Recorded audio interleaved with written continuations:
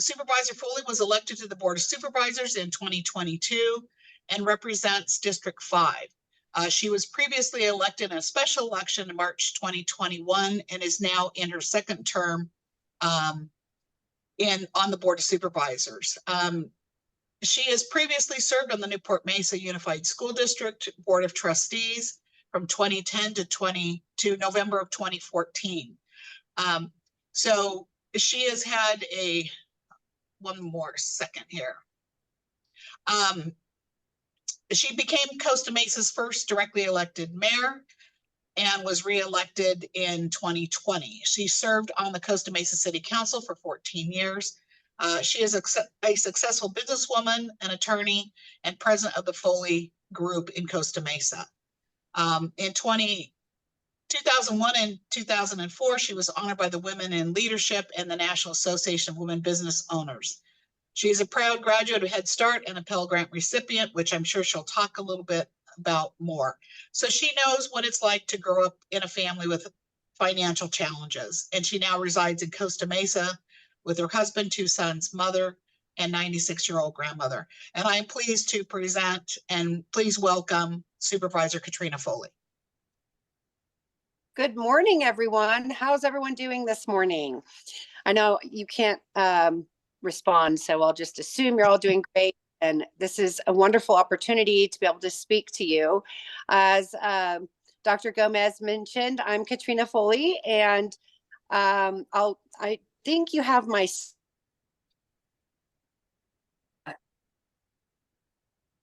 Katrina, you just went on mute by accident. There you go. Okay, there we go.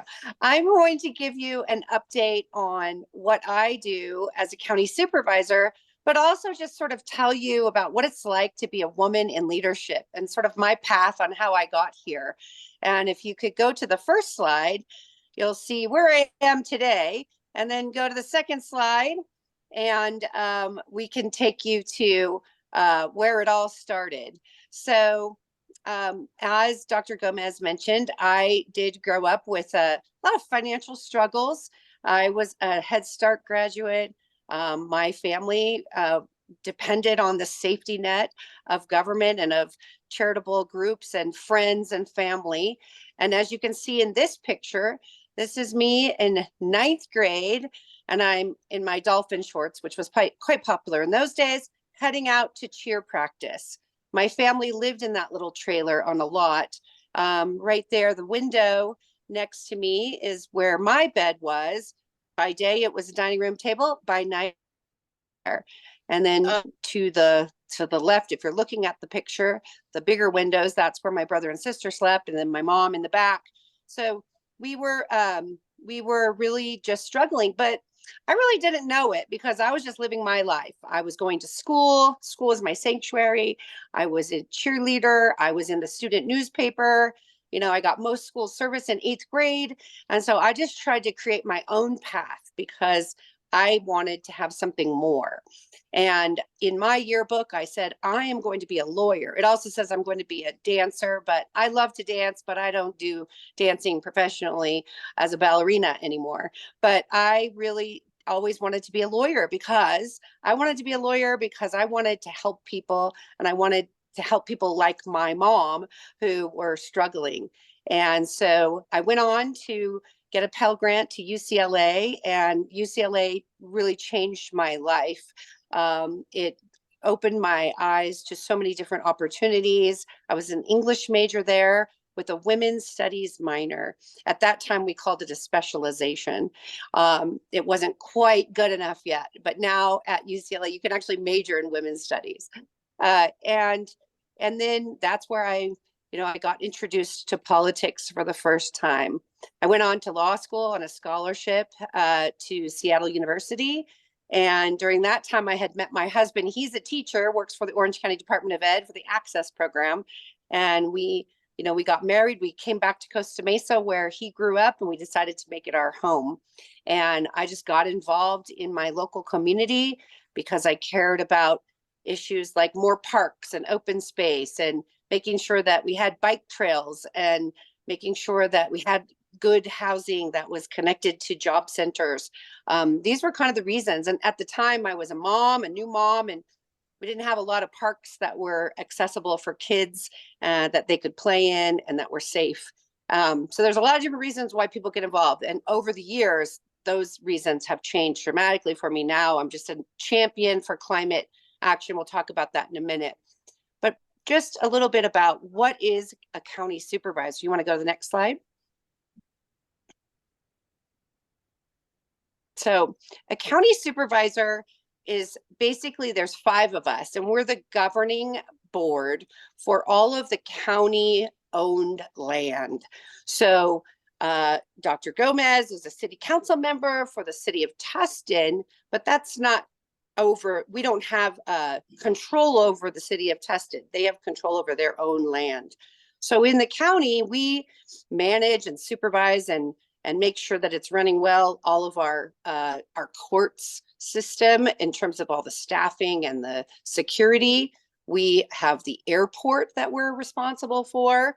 We are responsible for all of our county libraries, and in District 5, where I represent, there's 12. We're responsible for the environmental health. So for example, you might have heard there was an oil spill here. We were responsible for making sure we cleaned up the oil spill.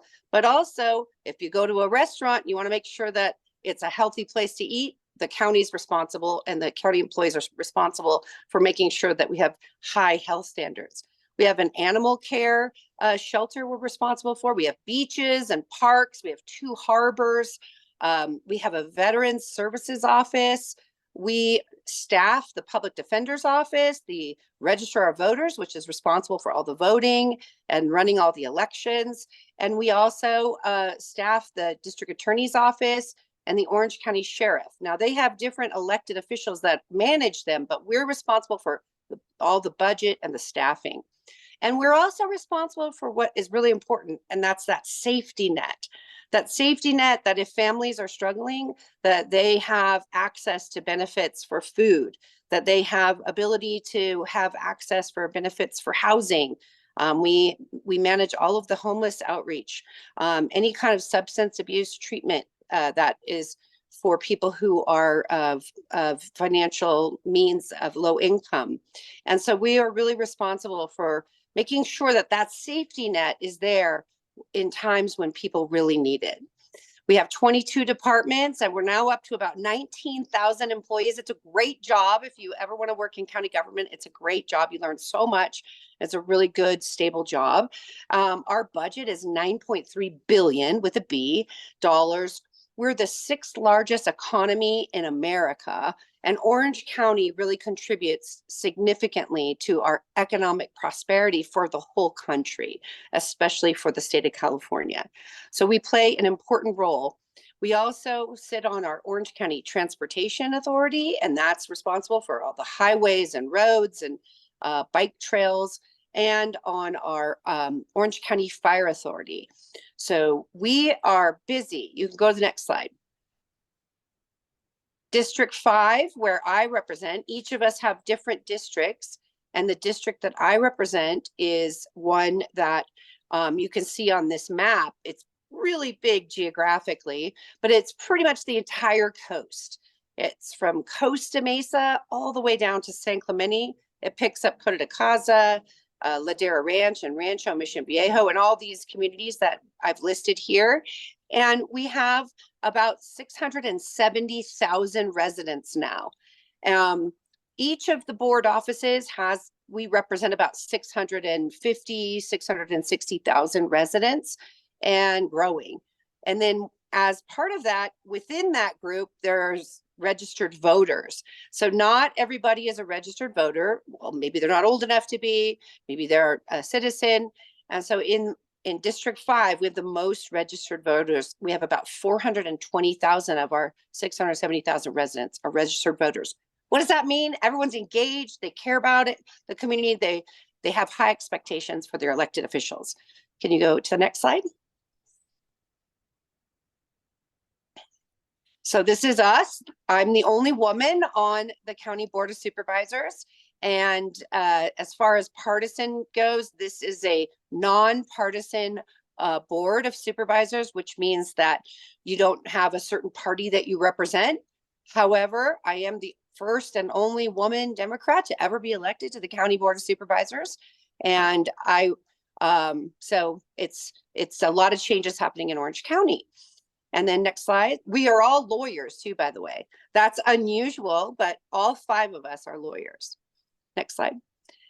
And here are some examples of amazing women that we have that work in leadership positions in our county. And there's so many different leadership opportunities for women. County government, city government, it's a really great place for women to be able to thrive and to really show your leadership. So our airport director is a woman. Our behavioral health director is a woman. We have a deputy CEO who's a woman. You see all the different people here who are in very important positions, who are women, and they're leading our departments, our healthcare office, our public information, our parks. So we are really proud of the work of the diversity of women and the work that we're able to do to show that women can lead and they make great leaders. Next slide. So as I was suggesting that we have all these different roles that we play, but one of the things that I struggle with always is because I want to do everything. And if you're like me, you are eager to learn. That's probably why you're in this this group. And so I had to really work with my team and really come up with what are the priorities. So public safety is a main priority for county government.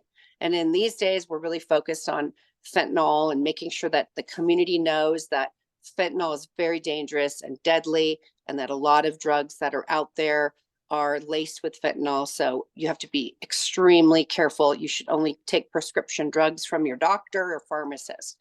We also, believe it or not, are having a lot of issues with e-bikes. And so that's kind of what I call a first world problem, but we do have to address it because some, senior citizens are getting hit by e-bikes and dogs. And so we want to make sure people are safe. We also focus in my office a lot on climate resiliency planning. I've initiated the first climate action plan for Orange County. You can see by my backdrop, I live in this beautiful paradise here, and this is Laguna Beach, which is in our district. And so we want to keep it that way. We want it to be a beautiful place and a place where all of you can thrive and prosper and still live in this beautiful place we call home. And so we've got to change the way we do things. And we're doing that at the county level with the goal of reducing our greenhouse gas emissions dramatically. And that's like changing out our fleet, electrifying, changing the way we operate our buildings, and in terms of supplies, making sure we're purchasing sustainable products and compostable products, doing a lot with our OC waste and recycling to recycle organics and other types of materials. So it's a big priority for my office. Homelessness and climate planning are literally the 2 things that we work on every single day, and they're really my top priorities. Next slide. So I talked about the climate action planning, and that we did our first investigative hearing. We've put together a task force with a UCI professor and others. We have our active transportation planning that we're doing. And of course, our rail corridor keeps getting shut down because of the weather and the landslides. So these are all kinds of the issues that we confront every day when we're trying to plan for a more resilient future. Next slide. So I wanted to make sure that you all knew how you could get involved because the work we're doing is meaningful work, and it's changing the way the county does business, and it's historic work. And if you have any interest in communications, in climate change, in social services, veterans affairs, any of those areas, we'd love to have you. We have a 5th District Fellowship program, and you get so much experience in writing. Because I'm an English major, I want everybody in our office to learn to write. And we have college students, we have high school students. These are paid and unpaid internship programs. If you have an unpaid, you must get college credit or if you have a community service requirement for your high school. But we are really excited about the program, and we hope that you can learn more about it and share with your friends and get involved, because I love surrounding myself with the next generation of leaders, because they bring a different perspective to the table, and I want to hear from you. Next slide. And this is our team. We work every day. If you get out your phones, you can click on the QR code. You can sign up for our newsletter or join us on our social media at Supervisor Foley. We have such a fun team and smart, dedicated and loyal individuals, all who care deeply about making sure that Orange County remains a great place for all of us to live, work, and play, but also that we are an innovative, and we're setting a tone for the future for the whole state of California as it relates to housing, homelessness prevention, and climate action planning. So thanks for listening. I'm happy to take any questions. Thank you, Katrina. That was great. Very quick overview. I would suggest to the students that Katrina's got a fantastic newsletter, and she really does cover a lot of things that she's working on and how she's doing it. And that does give you a lot of insight into her role and the role of a county supervisor. So students, I'm going to ask you for any questions, but I'm going to ask one question. Supervisor, you mentioned about the economy and what a large economy it is and how it contributes to California. But could you explain how the county is funded? How do they get their money? Well, that's a great question. So we get our money from property tax, which we live here in Orange County. We have Newport Beach, we have Yorba Linda, Orange Park Acres, Laguna Beach. We have all the South County communities. We have a lot of high revenue that's generated because people have, when they sell their homes, they're selling them for 10 million, some homes selling for $35 million. So that generates a lot of revenue for us as a county. But we also get our revenue, a tiny little piece from sales tax. So whenever you shop at South Coast Plaza or Fashion Island or any other locations, the county gets a little bit of that sales tax revenue, just like the cities do. And then we also mostly depend on the state funded programs and federal funded program revenue. So for example, Mental Health Service Act funding, we get about $2 million annually that we use for supporting mental health services. We have a lot of restrictions on that money. So only about 7% of our entire budget of $9.3 billion can we use for, let's say park improvements that aren't mandated by the state. Okay, great. Students, do you have any questions? If you go ahead and raise your digital hand. Can we go back to the big view of everyone? Thank you. And I would say that as they're thinking to ask questions, I have two sons. One is 23 and one is 25, and one graduated UCSB, another one's at OCC in fashion design. And I really think that the students who are doing programs like this and getting involved early, you're setting yourself up for like a really good path for your career, because you're learning skills, you're learning to speak with adults who are making decisions, and you're going to be much more competitive in the workplace later on. Okay, Sarah has a question. Go ahead, Sarah. So after you went to law school and obviously you have this law degree, like what were your options like, and how did you like decide what path of government you wanted to go into? Because I feel with like a law degree, you have so many options and there's really like a myriad of possibilities you can pursue. So what did that look like for you? That's a great question. So I have owned my own law firm since 2009. Out of law school, I decided to practice in employment law. And I got to that because when I got out of law school, I didn't know anyone in Orange County. We weren't doing a lot of email. So I wrote letters, and I would still recommend letter writing. Letter writing is very impactful. If you write a personal letter to someone, even if you type up the letter and then put a little personal note, that letter is going to be noticeable more so than all the form letters that people get. So I wrote letters to all the women who were practicing in discrimination and women's rights law in Orange County. And I met a lot of really important women lawyers, and I got a job. And then I started working in employment law, representing who had been discriminated against or retaliated against, sexual harassment cases, whistleblower cases. And after I had my first son, I knew that I wanted to be able to have flexibility. And so I decided to open up my own firm. Now, some might think that's crazy because it's hard, but it worked out for me. It allowed me to be able to continue to do public service, run a law firm, and take care of the needs of my family. I've always been involved throughout the time of my boys growing up. Now, how then did I transfer that into politics?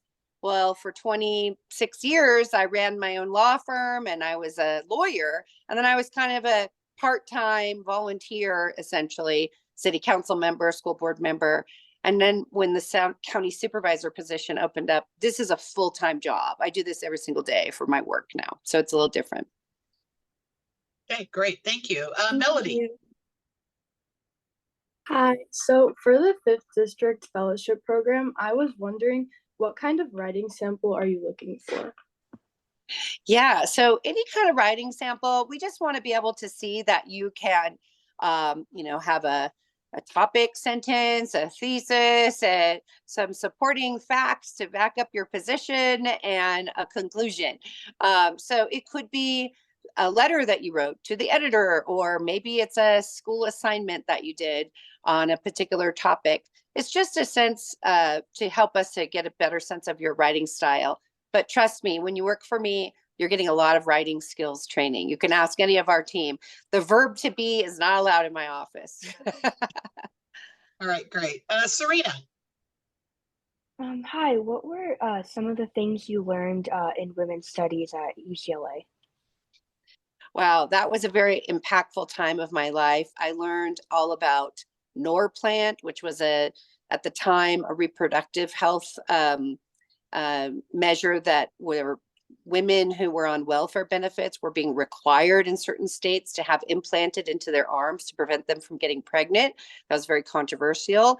I learned about Mozambique women and what they were doing to help their communities that were very poor and struggling and had not very good clean water. I learned a lot about Chicana studies. Those were some of my most impactful classes about the history of Chicanas in California and in the country. I also learned a lot about, of course, the role of women leaders and how hard it has been for us to have a seat at the table, and what are some of the strategies that women use to be able to keep their voice and not become men, but always have ability to lead. Those are just a few off the top of my head. I'm sure I learned a lot more. Great. Okay, we have time for one more question. Maggie?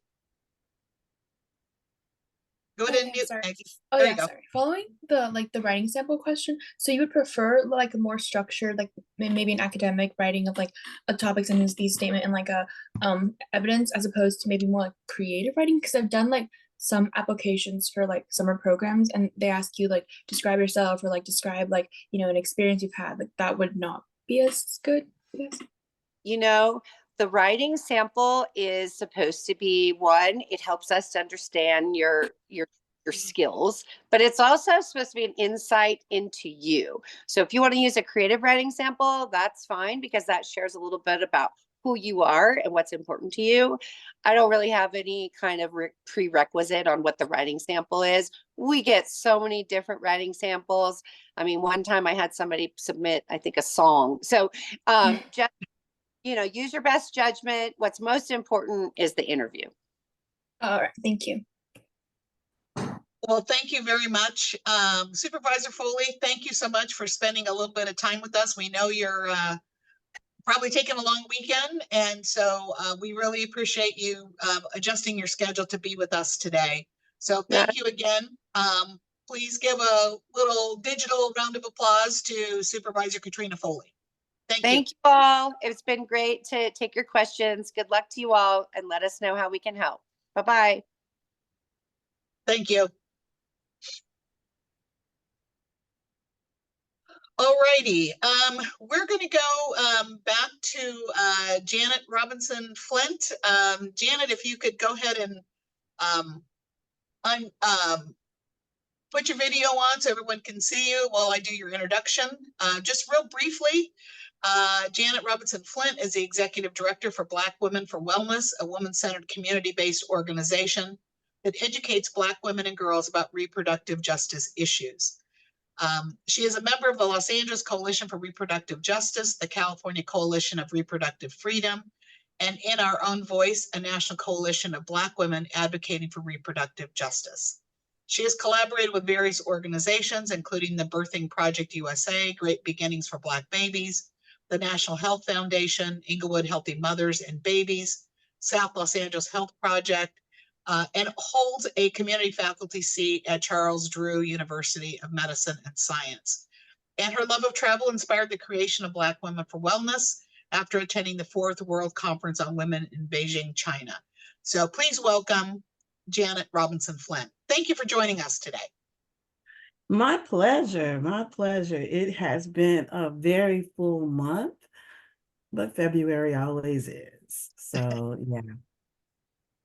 I am under the assumption, and I know all about that word, then I was supposed to do a little introduction of myself and then talk about how a bill becomes law. Is that correct?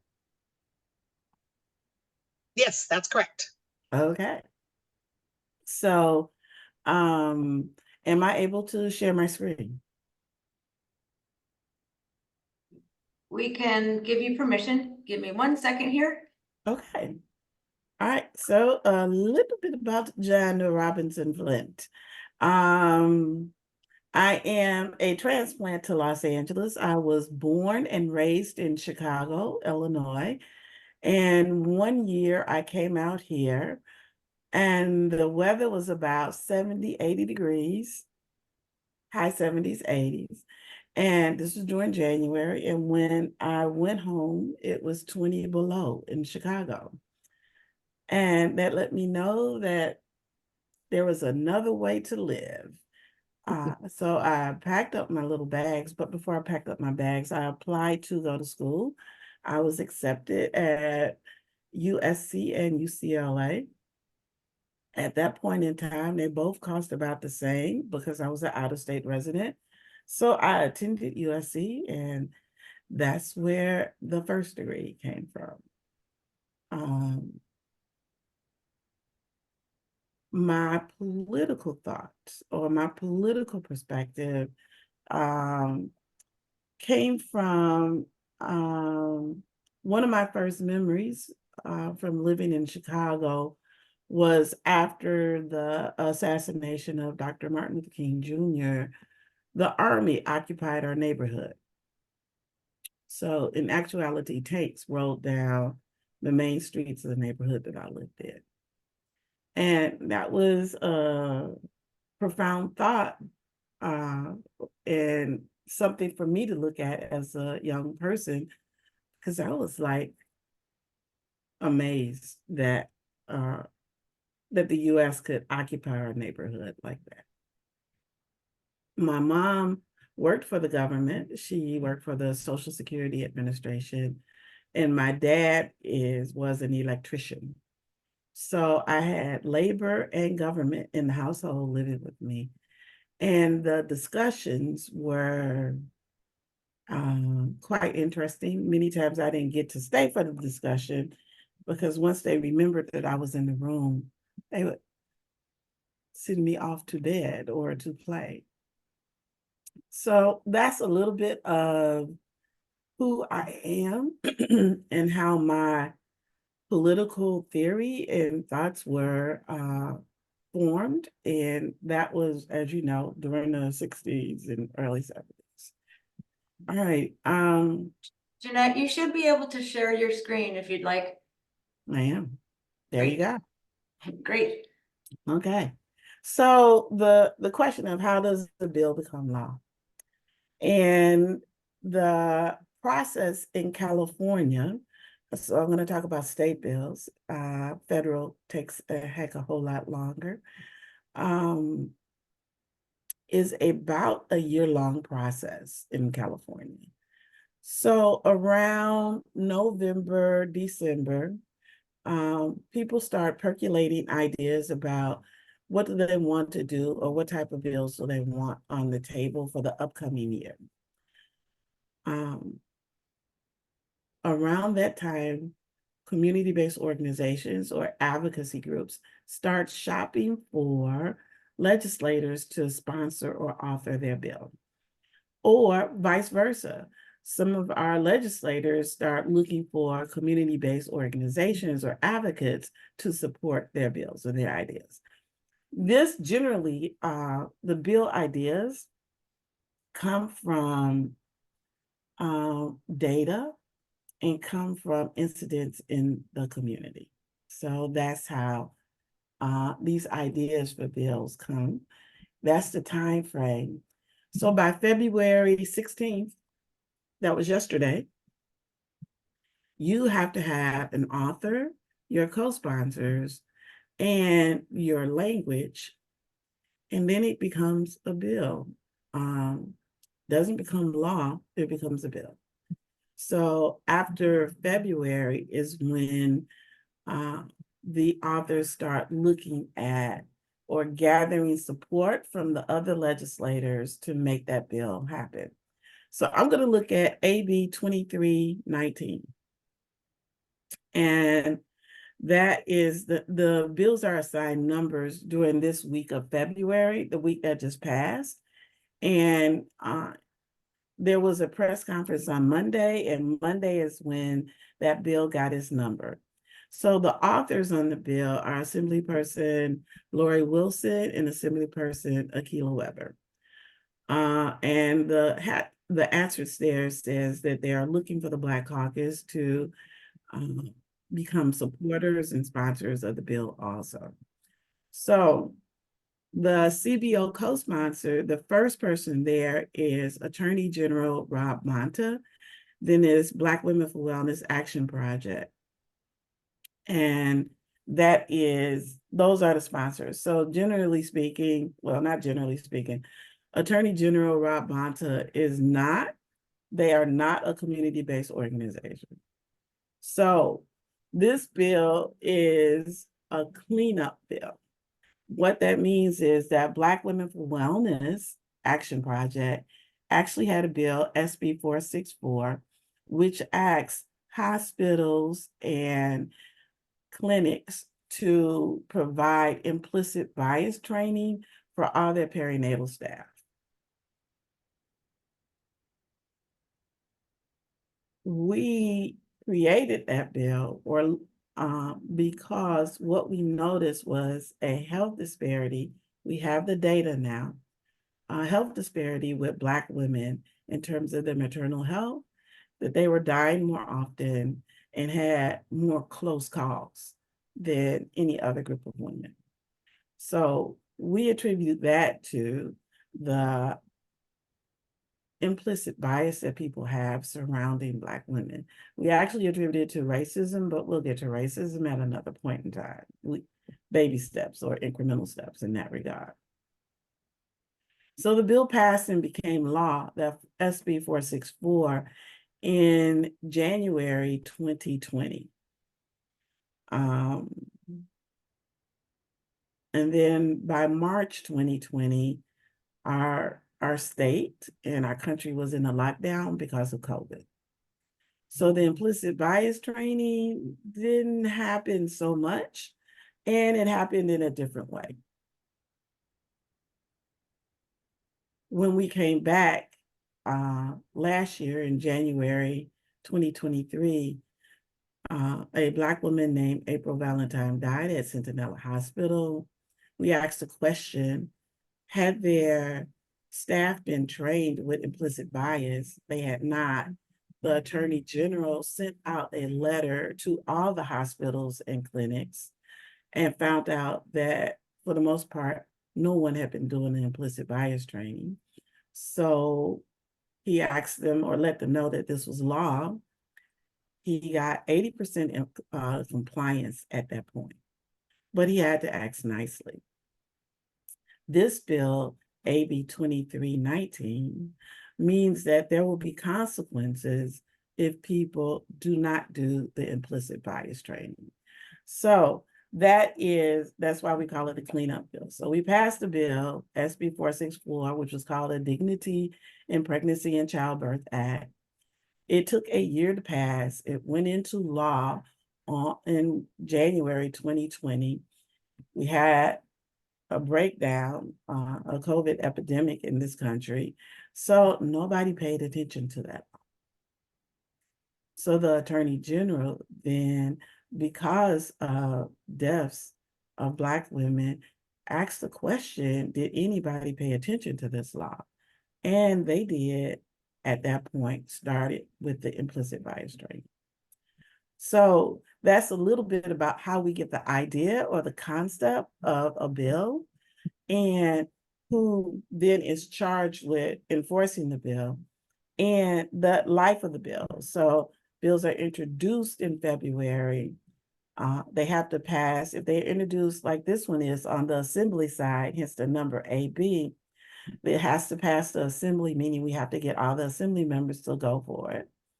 Then it goes over to the Senate side, like a SB bill, the SB 94, for example. And they have to pass it, and then it becomes consolidated. Then we check to see how much money it will cost. How does it impact the budget? And all of that takes up until September, and the governor gets to sign, has up until generally the first week of October to sign a bill. So that is how long it takes and the politics behind passing a bill. And where ideas come from. The SB 94 bill that was there was about condoms in schools and how do we provide free condoms. California still has a sexually transmitted infection challenge epidemic among young people being 14 to 21. So how questions around bills or questions about me or about Black women for wellness? Okay, students, while you're thinking about that, I have a question that I'd like to ask. You on your sponsors, you had some, legislators, but you also had some organizations. How do you get some of these organizations to get on board with some of your bills? Could you explain how that works? Absolutely. So two different things. You asked about community-based organizations in specific, am I correct? So that is us building relationship with community-based organizations and community-based organizations who can do advocacy. There is a distinction in the nonprofit world between C3 organizations and C4 organizations. C3 organizations can do education around the issue and the topic.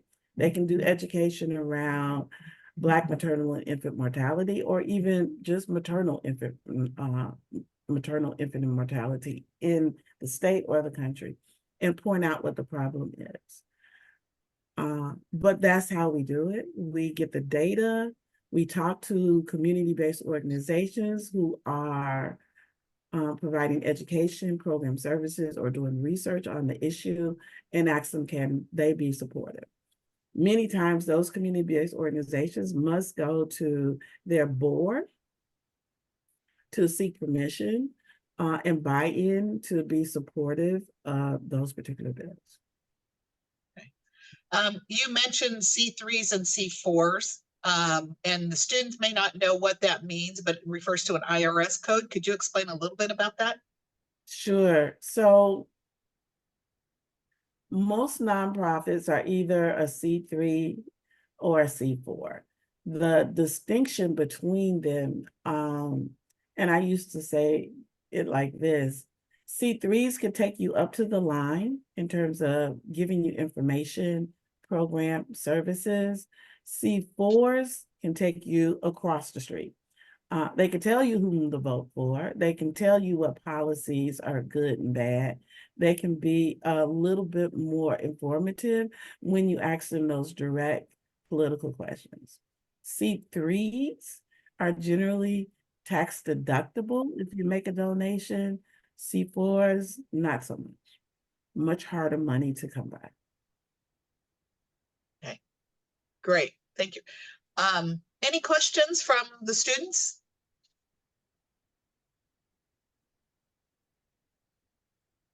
While they're thinking, I will ask you one other question. Oh, I noticed, Becky, I have a question too, but go Okay. ahead. I was just teasing. well, okay, we got one of the students, so let's take the student's question first. Emmy? Okay. Yeah, I just had a question. What do the sponsors do in like consideration of getting the bill passed? Like what's their role? That's a great question. So sponsors can do a lot or a little.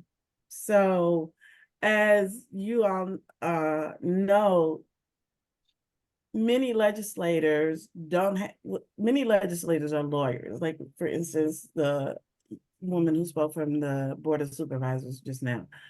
And they do not have information about the topic at hand. Say they don't have information about maternal health, or they don't have information about comprehensive sex ed. So community-based organizations serve to, one, inform our communities and our legislators about the topic. They can gather research about the topic and then share that also with their community and with our legislators. We also ask community-based organizations to encourage their legislators to vote for a particular bill, because they are, or community-based organizations and communities hold legislators accountable to us, right? So we want them sometimes to vote for a bill, and sometimes we want them to vote against a bill. Sometimes community-based organizations don't have that capacity, and they can simply send in a letter of support. Sometimes they can do minimum work in terms of lending their name and logo. And sometimes, like I said, they can do a lot more work. They could testify at the hearings around the bill. They can come and do a Me Too. They can share a story from one of their organization's constituents about how this impacts their lives. So there's that whole spectrum of what community-based organizations and sponsors can do, from simply saying Me Too to testifying, writing letters, and asking the question of the folks who represent them. Great, thank you. Shauna? Thank you. Jeanette, this is so very interesting. I think that's why you're getting a lot of questions. I'm curious. I'm curious to know about the community partners. Do they have to have a certain nonprofit status in order to participate in a bill? I mean, like, are all nonprofits allowed to lobby? Is that what this is? No, and well, yes and no. So yes, all nonprofits can lobby, but they have to know the extent that they can lobby. Mhm. So, and I guess I want to say the first thing is you do not have to be part of a nonprofit to support or advocate or lobby for a bill. It could be just your general interest. You could be a student, you could be a mom. There's a whole group called Moms for Congress. They're organized now, excuse me. but they started out just as moms being concerned. You could be a PTA member. So you don't have to be organized to be supportive of a bill.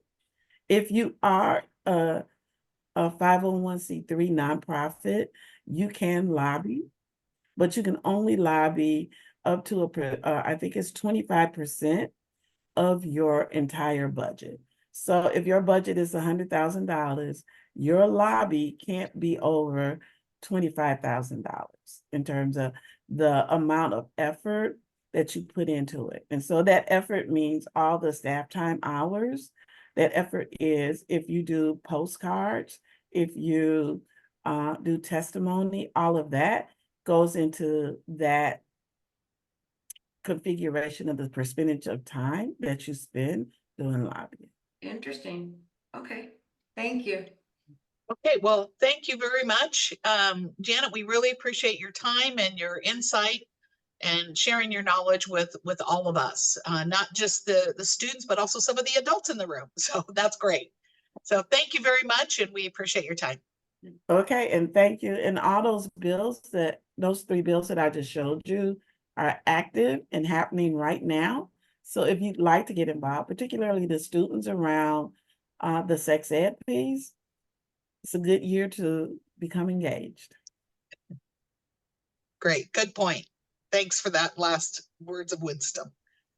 Okay, all right. Well, our next speaker is here.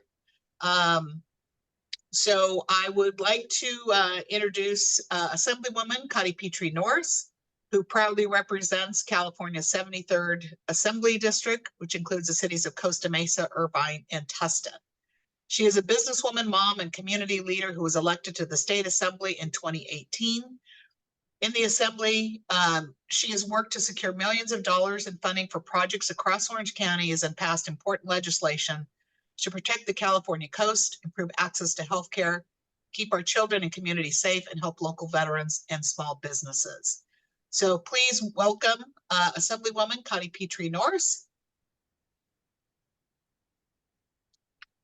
Hi, everybody, and thank you so much, Becky. It's really great to be here with you this morning. I'm Connie Petrie Norris, and I know, Becky, when we talked about a little bit of a behind-the-scenes look at what it means to be a state legislator. And as you can see, I'm sitting in my car because sometimes it means that you are running to and from events, and I will actually I'm going to spend a few minutes on the camera, and then I have to turn my camera off. I'm driving actually to speak at a rally in support of Katie Porter, who I imagine a bunch of folks know. She's a local congresswoman who's also running to represent us in the United States Senate.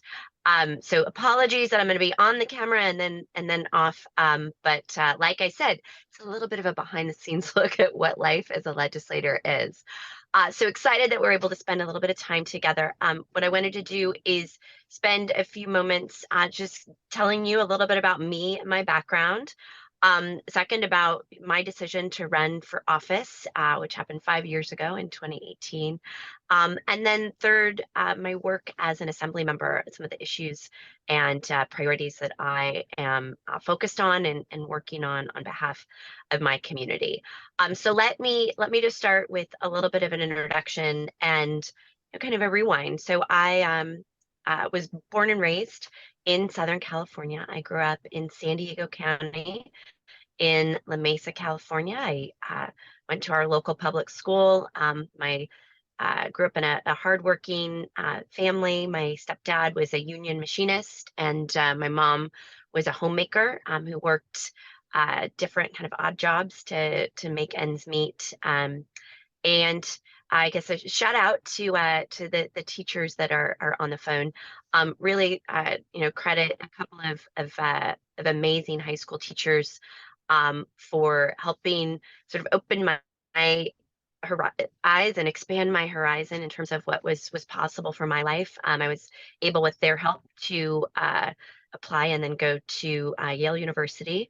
I majored in English and economics, and then for 20 years, I worked in the business world. I worked in finance and technology for companies large and small, both here and and overseas. I met my husband when I was living and working in South Africa for 3 years.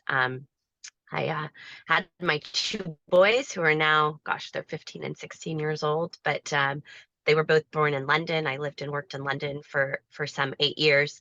And I'll tell you, until 2016, running for office was not in my life plan. It wasn't on my radar. But the 2016 election was, for me, a huge, huge wake-up call. I had been engaged in politics. I'd been involved. I was on the board of my local Democratic club, but I really hadn't run for office. And I think that 2016 election, I think it was kind of earth-shattering for a lot of America, but I think for particularly women. So, I woke up on the morning of, it was November 8th, 2016, thinking that we were about to elect our first woman as president.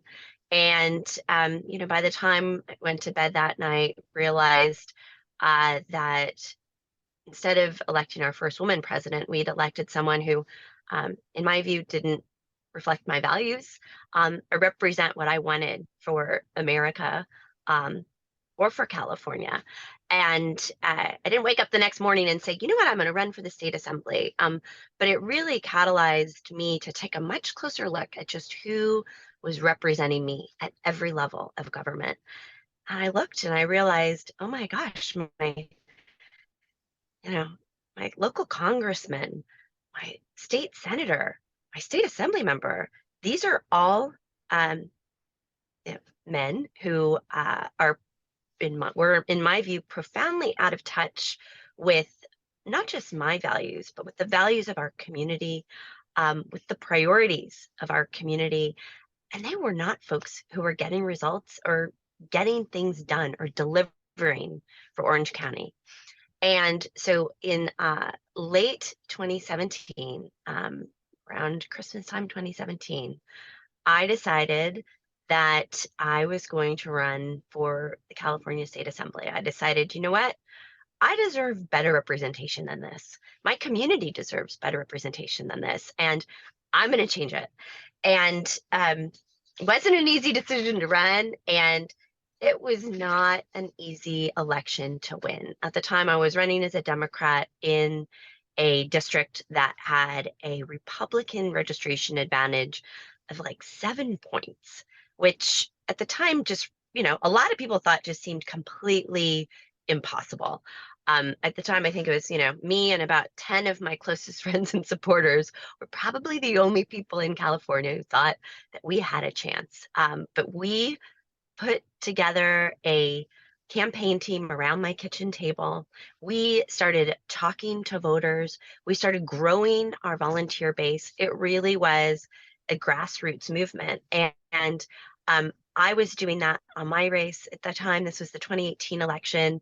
There were folks working all across Orange County. And together we built what then became known as the Blue Wave of 2018.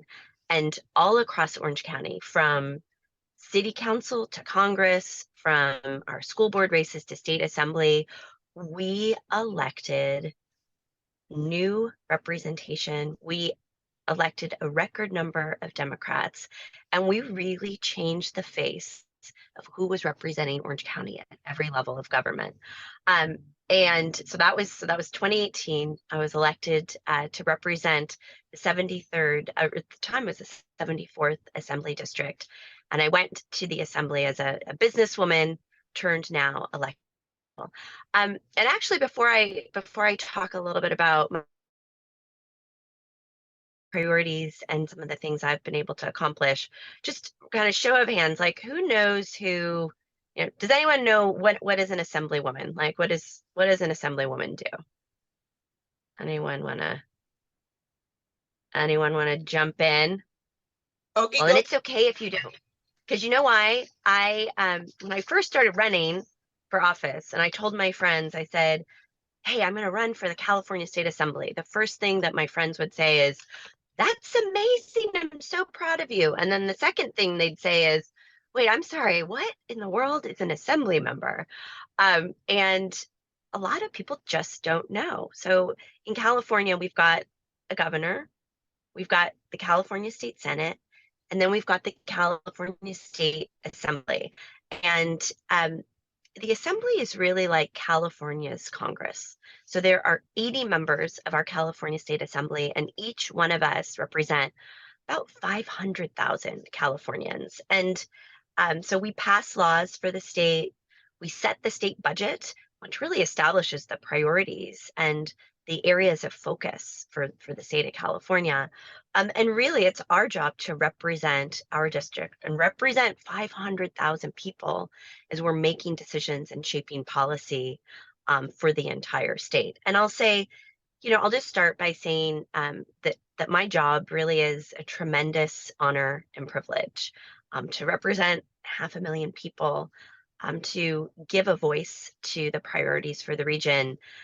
It really is a tremendous honor and privilege. And I take my role as a representative really, really seriously. And in the legislature, I have been able to write laws across a huge area of a huge number of issue areas and priorities. I've written laws to combat the climate crisis and to help safeguard California from the impacts of climate change. I've written laws to strengthen California gun safety legislation, and particularly to strengthen our gun violence and domestic violence restraining orders and make sure that we are keeping guns out of the hands of people that are a danger to themselves or others. I've been able to write laws to protect and expand reproductive health care here in California, and laws that have improved services for local veterans and small businesses. I think as Becky mentioned in her introduction, really proud I've been able to secure millions in dollars of funding for a huge number of projects across Orange County, including initiatives to address homelessness, initiatives to improve mental health care across Orange County, initiatives to preserve and restore open space and community parks, an initiative to increase voter participation and civic engagement across college campuses, not just in Orange County, but all across the state. And the list goes on. And I think, like I said, it really is, it's a huge privilege to be able to do that type of work and be able to move the needle on, but for the district that I represent. And then just, purely is in session for 8 months of the year. And when we're in session, I spend half of my time here in Orange County and then half of my time in Sacramento, in the Capitol, working on our legislative business. And each of the members of the legislature, we serve on, we can do policy work in any area, but we each serve on a handful of committees. And so this year and this session, I am serving on our budget committee, on our banking and finance committee, on our insurance committee, on our committee on jobs, economic development. And this year, I'm so excited. I'm chairing the Assembly's Committee on Utilities and Energy. And in that role, really focused, well, there's a ton of things on my plate, but I'm focused really on 2 key priorities. Number one is lowering the cost of utility bills for Californians. And number 2, accelerating California's clean energy transition. We're really at a pivotal moment for the state of California, and really are facing some huge challenges as we look to deliver on our climate goals, and ensure that as we're doing that we're taking a balanced approach that focuses on sustainability as well as reliability and affordability. So that's going to be my number 1 priority this year, and super excited about that work. So just, to close, I would say that I'm so lucky to have this job. It is fascinating. It's exciting. It's hugely challenging, and sometimes it's frustrating, right? You don't always win, but there are no 2 days that are the same. And as one of my colleagues jokes, after a year in this job, she feels like we should get a PhD in something. But I learn something new each and every day. I connect every single day with people that are working tirelessly to make California a brighter and better place. As a lifelong Californian, I'm excited to be serving in the assembly. I'm excited to be raising my family in California, and really excited to be at the table as we work to shape a better and brighter future for the Golden State. So I'm going to close my comments there, and can go ahead and open it up for questions. Like I said, I have to go off camera so I can drive to meet our next Senator, Katie Porter, but I'm happy to for inviting me to join you. I'm always so excited to talk to our next generation of women leaders. Thank you, Assemblywoman. Questions? Sarah? So as an assemblywoman, how do you balance like working for legislation that not only supports your values, but also your constituents in Orange County, but then also statewide? Like, how do you find balance in so many different perspectives, and how does it contribute to what you work for in your legislation? And thank you for that question. And you're right, it's a hard balancing act. I think the way that I think about it is that I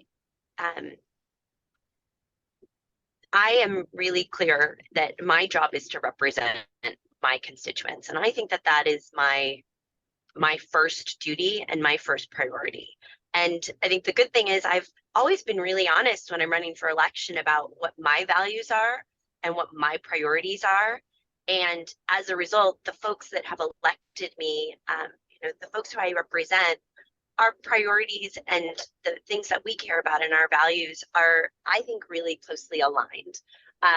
And I think that as we, sort of balance our regional interests with statewide priorities, we of course always have to keep our eye on what is going to be best for California as a whole.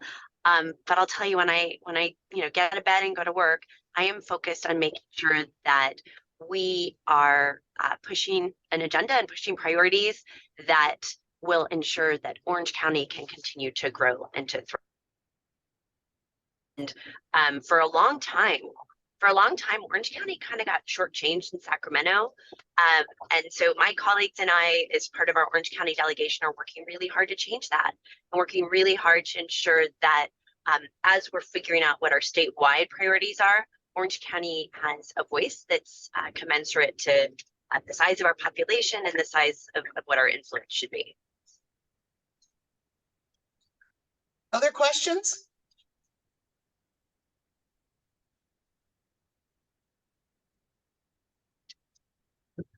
Assemblywoman, you mentioned some of your committees. How do you get selected for those committees, or do you get to choose which committees you like to serve on? How does that work? So it's a little bit of a mix. So at the beginning of every session, everyone submits a list to, so we've got a speaker. So in the same way, in Congress, we've got the Speaker of the House. In the State Assembly, we've got a Speaker of the Assembly who is responsible for kind of organizing the 80 members, and he is responsible for deciding who serves as committee chairs and who is assigned to which committees. And those decisions, it's a mix of ensuring that we've got people on committees who are really interested in that topic area. B, that we've got kind of regional diversity so that we have a committee membership that reflects the makeup of the state, and therefore takes kind of a balanced approach to tackling some of our challenges. And third, that the reality is there's a bunch of committees that people are super excited about serving on, and there's some that people maybe are not. So the way it usually works is that you get a couple of the ones that your first picks, and then a couple that are maybe not as is high up on the list, because once again, the speaker's job is to ensure that each and every member gets a chance to do work where they've got lived experience, where they bring lived experience and passion for that policy area. Okay, we still have just a few moments for an additional question or two. Students, do you have anything else you would like to ask?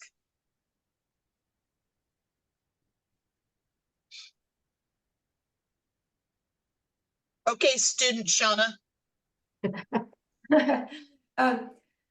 I would like to know, how much time do you spend on committee work? So that's an interesting question. I have never actually broken down how I'm spending the hours in my week or the hours in my year.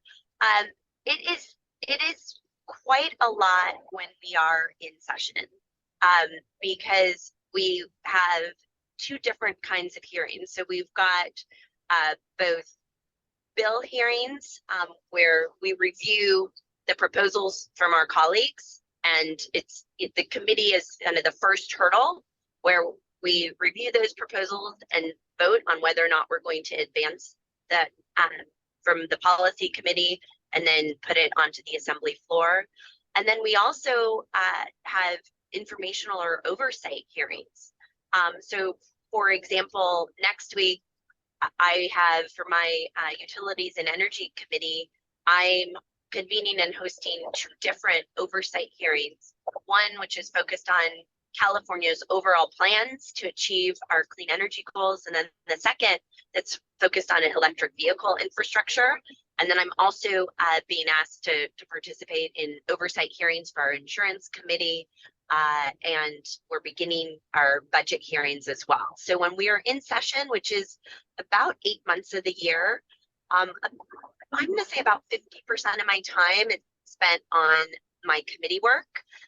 And then about 50% of my time is spent on addressing district issues, district priorities, district outreach. Interesting. Okay, that was really helpful. Thank you, because I think it gives some perspective on what your day-to-day job is. Yeah. Thank you. Okay, we have time for one last question. Anybody else have anything?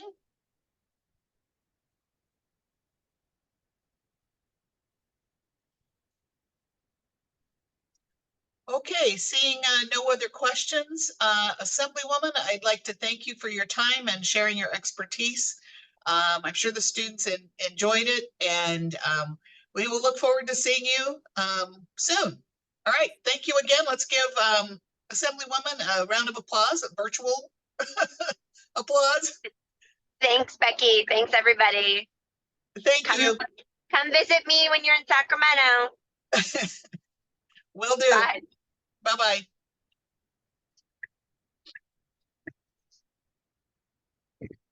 Okay, well, that was great. Okay, well, our next speaker is already here. So we're gonna just jump right into that.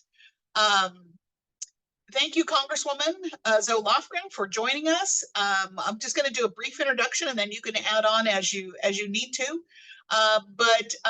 Congresswoman Lofgren has been a Democratic member of the United States House of Representatives since 1995. She represents the 18th District of California, which serves Monterey, San Benito, Santa Clara, and Santa Cruz County. She's a lifelong Bay Area resident and the daughter of a truck driver and cafeteria cook and later secretary. She attended public schools and attended Stanford University on a California State Scholarship, graduating with a bachelor's degree in political science. After Stanford, she attended Santa Clara University School of Law with the help of a scholarship, graduating in 1975. She is currently the ranking member of the House Science, Space, and Technology Committee and serves on the House Judiciary Committee.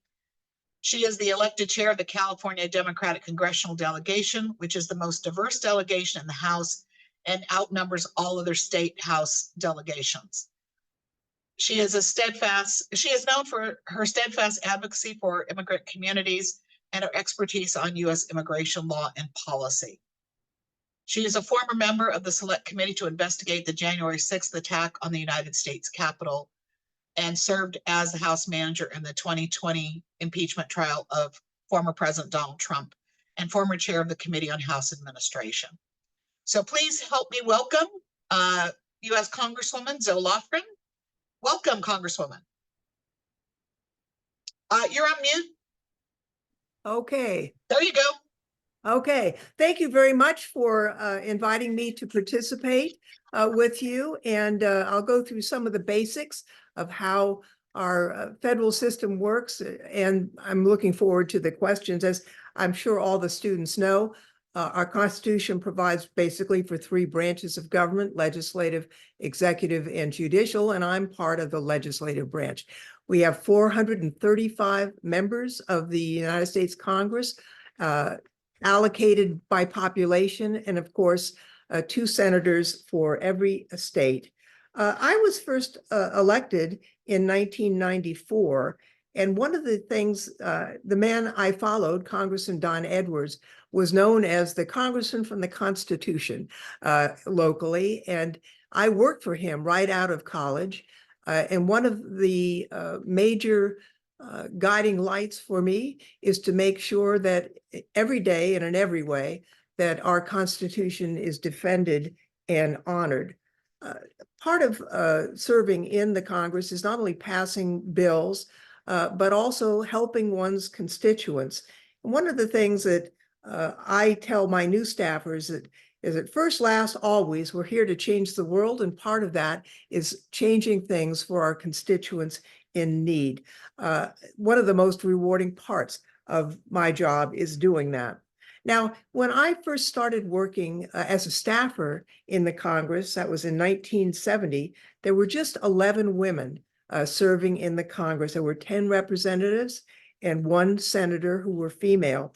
In the 118th Congress, which is the Congress we're in now, there were 128 female representatives and 25 senators. So that has been a terrific change. And I think for the most part, that has been for the better.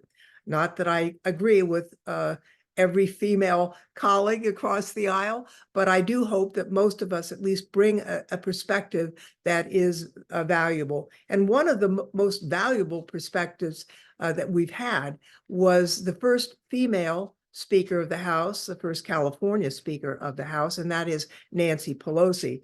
When she served as Speaker, we passed more bills than had been passed in many, many decades. A lot of people have said she is the most effective Speaker of the House ever, and I think that is probably true. Just talking about my own district, when I was elected, I was the first woman to serve in the House from this district. Now, of course, my district has changed. The Redistricting Commission in California is a citizens commission. It's completely nonpartisan, and they take a look and they redo the maps.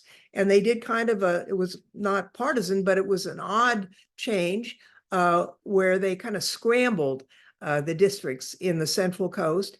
And so I now have districts south of Santa Clara County, San Benito, Salinas, all the way past King City, as well as Watsonville. And Jimmy Panetta, who used to have that territory, now comes into San Jose. So it has been a great experience for me to meet the new people in the new district and to learn new issues.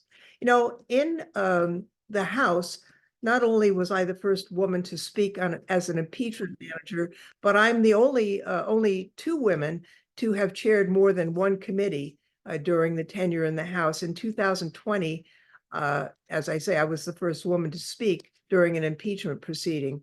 Now, my story is really only made possible by those who came before me, women who fought for other women to have an opportunity to be at the table and to participate in the process.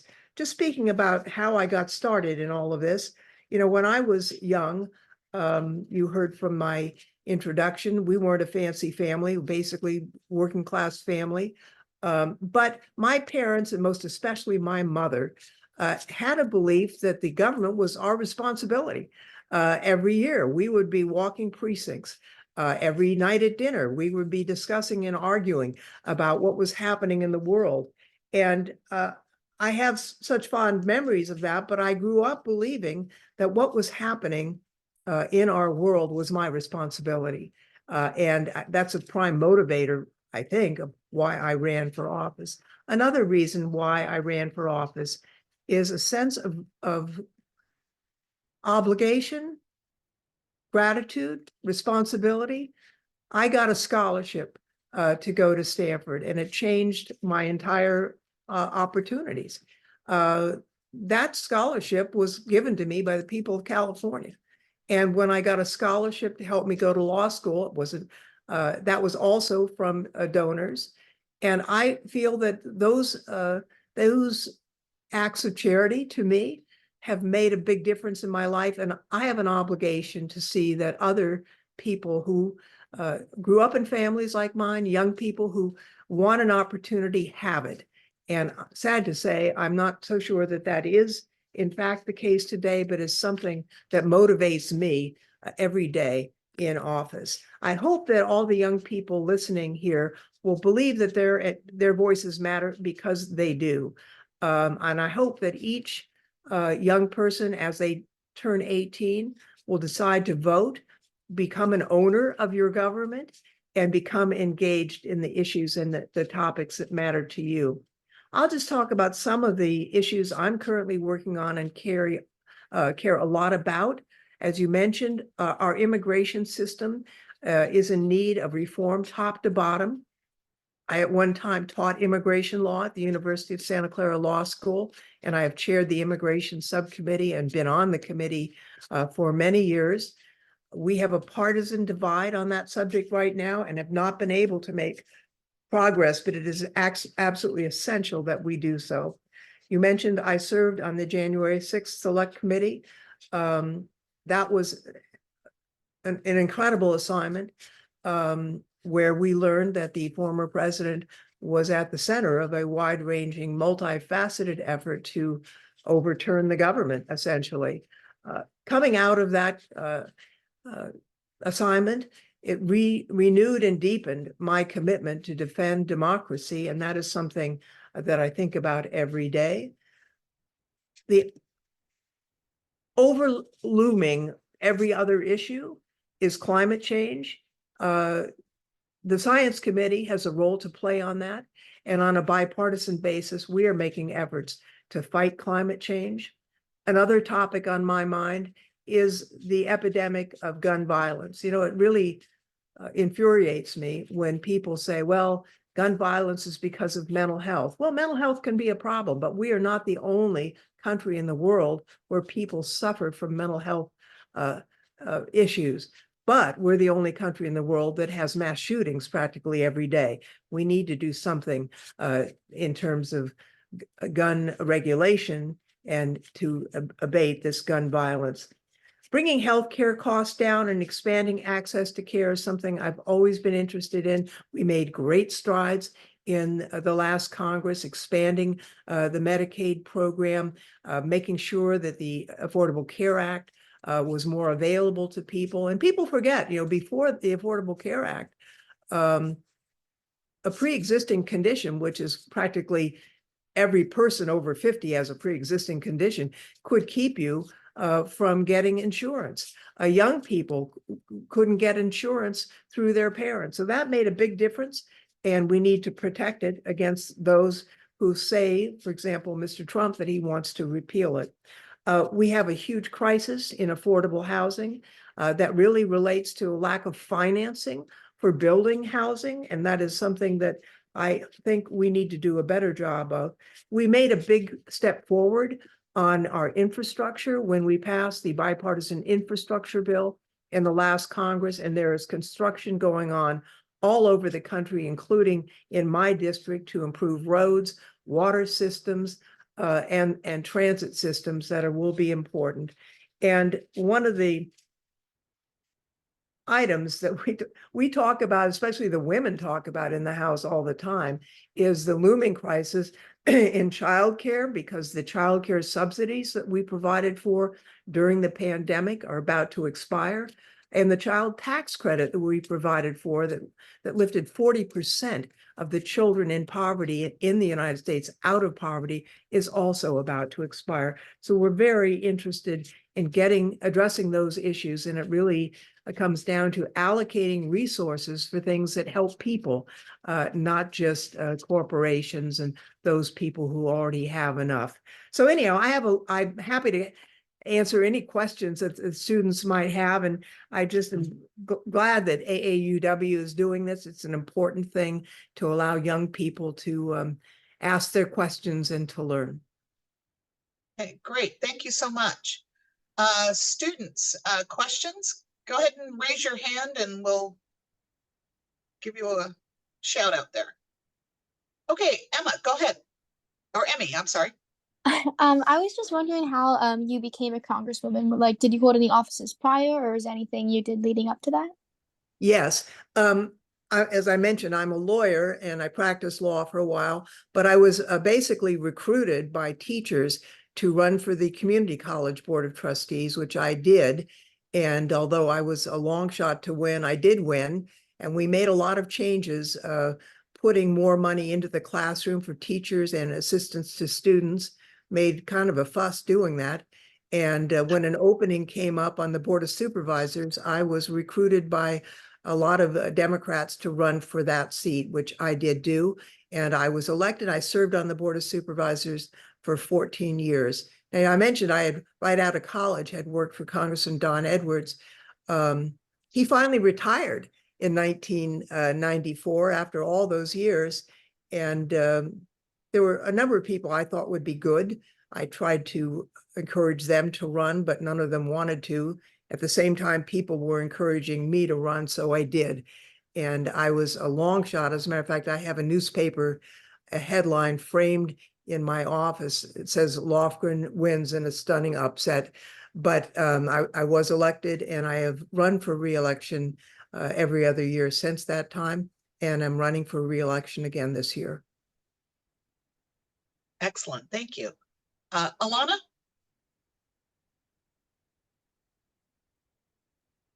Alana, go ahead and unmute.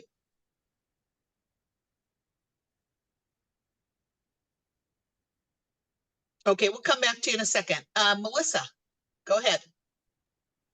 Yes, my question had to do with how you talked about trying to change mass shootings, and a serious question that I had for you is, how young is old enough to be an adult criminal? Well, currently it's generally 18. Different states have different rules. I think what we've learned is in states where they try to treat very young children as adults, it doesn't really advance public safety. The capacity to have adult judgments at age 12 is absent. I think, a major issue in gun safety is to take aim at assault weapons. There is a bill in the House to ban assault weapons, and also to address the issue of ammunition for assault weapons, as well as something called smart guns, where you can tie a weapon to the biometrics of the owner. And if you have good background checks, you have a much higher capacity to be safe. I mean, there are plenty of people who have guns that don't do anything. They're going hunting or and the like. There's nothing wrong with that, but I don't really see the need for people to have the equivalent of a machine gun. It's not used in hunting, it's used in hunting people. I also wanted to state something. Sure. For centuries, American and English common law held that children under age 14 were not legally capable of forming criminal intent. For any crime to occur, there must be the convergence of what is known as the actus reus and the mens rea. Right. What is your opinion on this?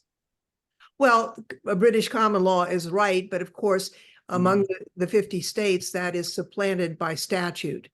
The concept is the same. In order to be held to an adult standard, you need to have the capacity for adult judgment and decision-making. Some states say that's 18, some states say 16. Some states, have gone down to like holding 10 and 11-year-olds accountable at an adult center, which is ridiculous. I do think, I defer judgment to the state legislators that are tasked with making this decision in every state. But I think age 18 is what most states use, and I think that's reasonable.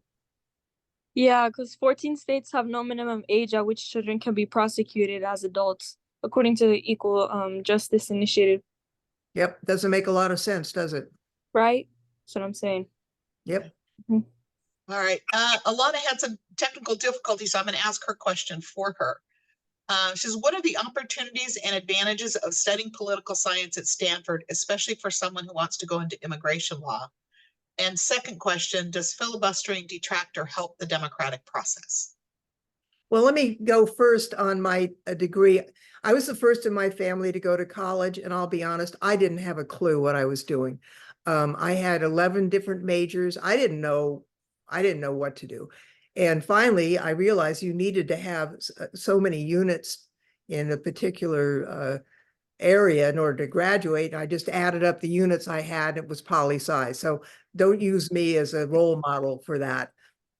I do think most schools now have a much better effort underway to counsel students, especially first and family students, about what they're doing. I do think the immigration issue is really going to law school.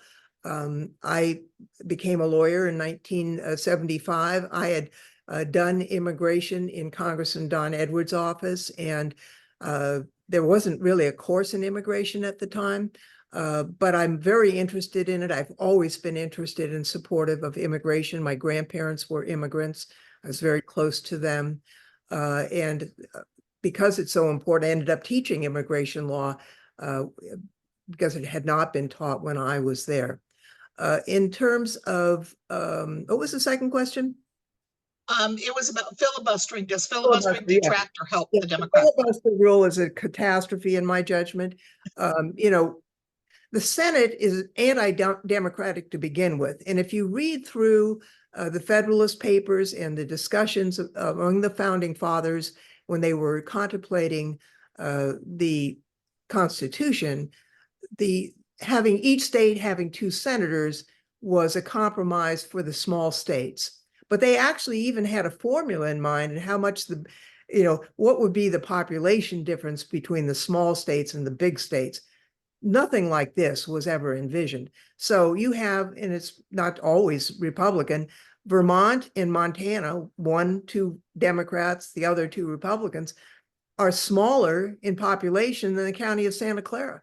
It's really anti-democratic. Now, when you throw in the Senate rules that you have to have 60 votes basically to do anything, we have rule of the majority by the minority, and it's quite anti-democratic, and it is now preventing progress on a whole variety of issues, including immigration reform. So I'm hopeful. We have a number of House members running for the Senate.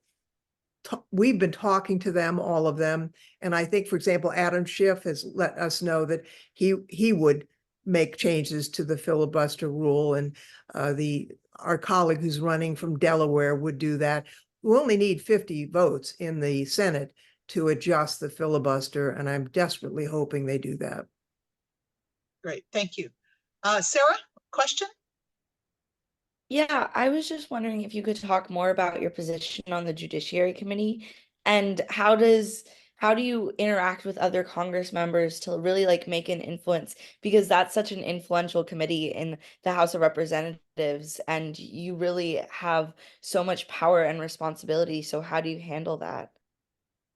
Well, that's a good question. I have been on the Judiciary Committee and the Science Committee my entire career.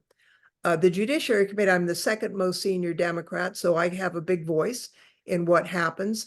I have served on most of the subcommittees, currently serving on the Administrative Law and Antitrust Subcommittee, the Intellectual Property Subcommittee, and of course, the Immigration Subcommittee. Because we live in a world where the majority gets to make all the decisions in the House and the Republicans are currently the majority, my agenda is not being adopted in the Judiciary Committee or on the floor. It has been, unfortunately, a series of kind of right-wing message bills that go through the House. It's thoroughly annoying, honestly, and a waste of time. We're not accomplishing anything in the Judiciary Committee today, sad to say. Let me talk just a little bit about the Science Committee because it is a little bright light. Obviously, the chairman is a Republican, as are all the chairmen and women, but he's conservative from Oklahoma. I'm not, but he's a sensible guy, smart, and wants to get things done. And so do I. So we work together all the time on bills in the Science Committee. Almost all the bills are approved unanimously.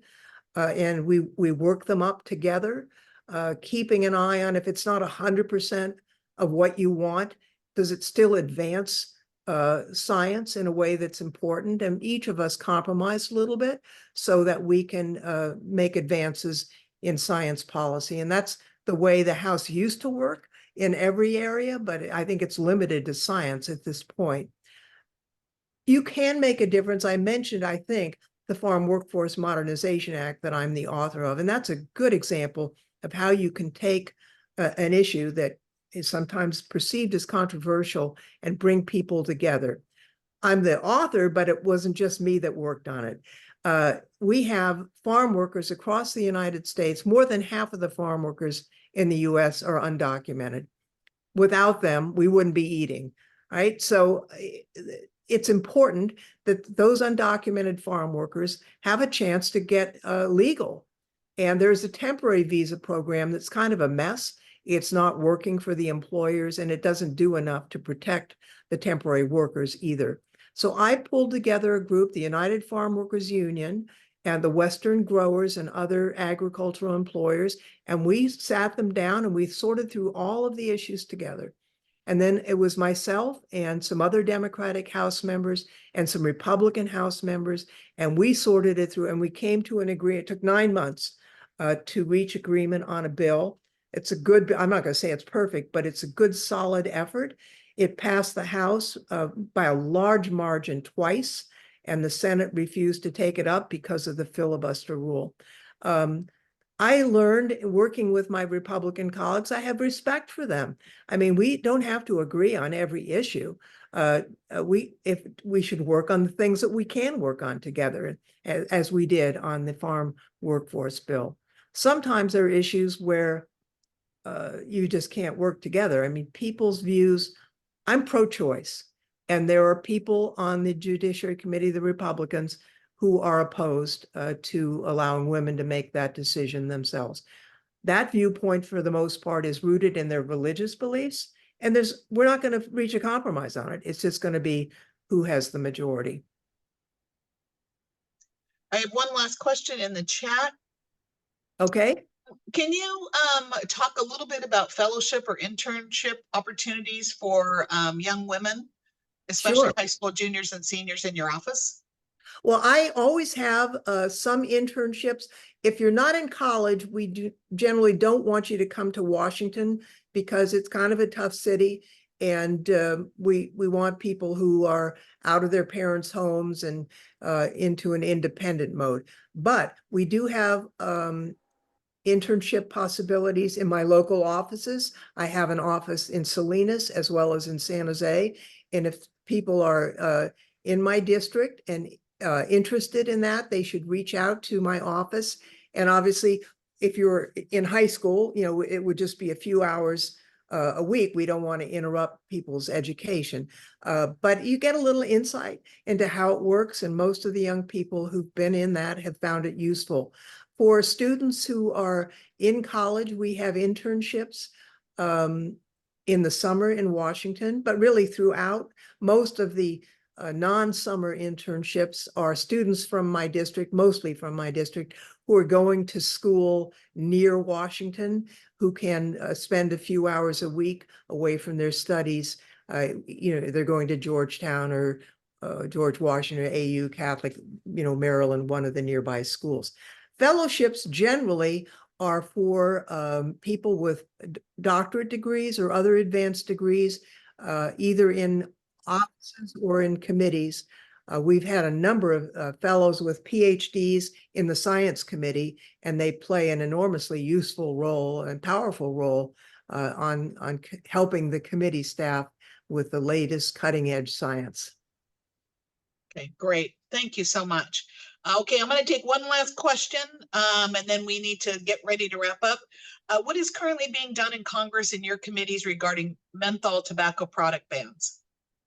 Well, the committees I serve on, Science and Judiciary, don't have jurisdiction. And let me explain that. Each bill that gets introduced is considered by a committee with jurisdiction over the subject matter. And the parliamentarian in the House, who's a nonpartisan official, decides which bill should be sent to which committee. The menthol, I think that the menthol tobacco issue is a serious one. And I know there are efforts underway to ban menthol tobaccos, and I think that's a good idea, but it is not within the jurisdiction of the Judiciary Committee or of the Science Committee. That would be the Energy and Commerce Committee that I don't serve on. Great. Well, thank you very much, Congresswoman, for joining us today and sharing your thoughts and insights with us. I think it was very valuable for us to hear all of that information. So thank you very much for joining us, and thank you for your support of AAUW. Thank you very much, and good luck to your students. Make sure that you have your voices loud and clear and that you're heard. Great. Thank you so much. Okay. Well, we have about 8 minutes left. So we have just a review for the homework for this week. We have some reading for you to do.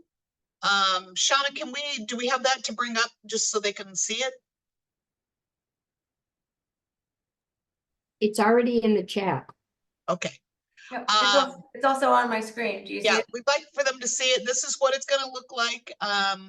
It's not too much reading, but it gives you, again, a good idea, kind of reinforces some of the information that you heard today. And you will see that many of the elected officials kind of focused on housing, mental health and healthcare, a lot of discussion on climate change. I think they all kind of made a big point of talking about that. So you can see how some of these different branches of federal, state, and local government kind of all work together. So that's really important for you to understand. So make sure that you read that information for next week. Okay, let's see, was there anything else? We still need to do our poll. So I think the information in the chat, Randa, did you, okay, that went to everyone early in the session. Randy, could you post it again in case some folks were late and didn't see that chat?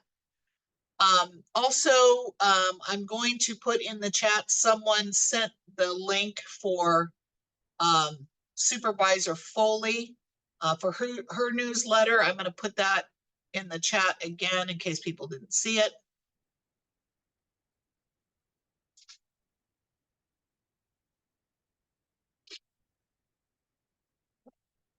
All right.